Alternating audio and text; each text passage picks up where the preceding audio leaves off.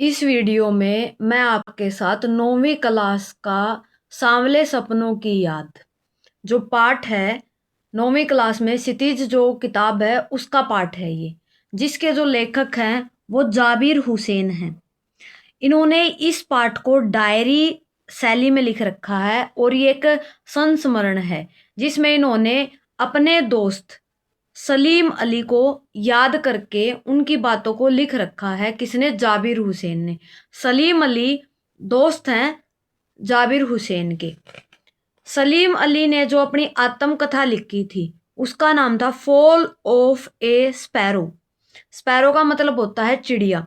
आत्मकथा का मतलब होता है खुद के बारे में लिखना, यानी कि अपनी खुद की आत्मकथा लिखना। आत्म का मतलब होता है सेल्फ। इन्होंने ये इस वजह से लिखी, जब ये कम उम्र के थे, जवान थे, उस समय में इन्होंने अपनी एयर गन से एक चिड़िया को, नीलकंठ चिड़िया थी एक, उनको गोली मार दी थी इस वजह से। तो उसके बाद ये बहुत ही ज़्यादा दुखी हुए थे। इस वजह से इन्होंने उस समय पर डॉक्टर एच लॉरेंस के बारे में पढ़ा था, डी एच लॉरेंस के बारे में पढ़ा था। उनसे ये प्रेरित हुए थे। उनका इन्होंने अपनी जिंदगी में एक उदाहरण के तौर पर, एक प्रेरणा के तौर पर इनको लिया था। लॉरेंस की जो पत्नी का नाम था वो था फ्रीडा। फ्रीडा लॉरेंस की पत्नी का नाम था।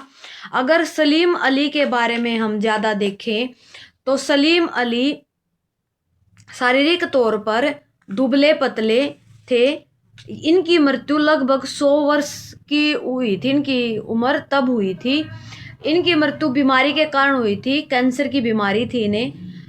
जीवन के आखिरी पलों में, जब ये जीवन के आखिरी चरण में थे इनकी, यानी कि बहुत ही ज़्यादा बुरी नाजुक हालत थी इनके शरीर की, तब इनके आंखों की रोशनी चली बिल्कुल ठीक थी और ये चल फिर नहीं सकते थे। जब ये बूढ़े हो गए थे तो दूरबीन से ये पक्षियों को देखते थे। सलीम अली की पत्नी का नाम था तहमीना। सलीम अली की मृत्यु 1987 में हुई थी। इन्होंने पक्षियों के लिए बहुत ही ज़्यादा काम किए थे। अब हम देखेंगे कि उस समय पर सलीम अली जब भारत में थे तो इन्होंने भारत के उस समय के प्रधानमंत्री थे चौधरी चरण सिंह। चौधरी चरण सिंह से मिले थे ये, और इन्होंने वहां पर चौधरी चरण सिंह के साथ मिलकर केरल की साइलेंट वैली के बारे में उनसे बात की थी। उन्होंने कहा था कि अगर हमने वहाँ के पेड़ पौधों को, पक्षियों को ना बचाया तो वहाँ वो रेगिस्तान में तब्दील हो जाएगी।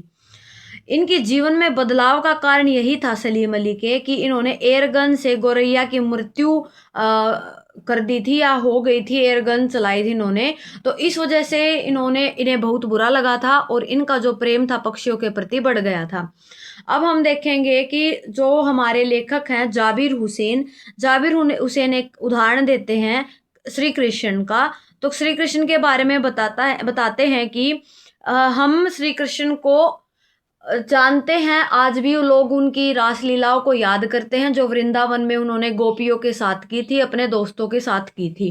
तो इस प्रकार वो उदाहरण देते हैं। अगर व्यक्ति की जिंदगी का सबसे बड़ा सच मृत्यु है, मृत्यु होने के बाद व्यक्ति दोबारा जिंदा नहीं हो सकता, लेकिन पीछे उसकी यादें रह जाती हैं, उसके काम रह जाते हैं।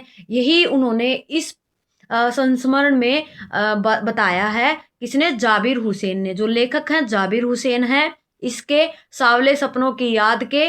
और इन्होंने अपने दोस्त सलीम अली, जो एक पक्षी वैज्ञानिक थे, पक्षी प्रेमी थे, प्रकृति प्रेमी थे, उनके बारे में इसमें बताया है।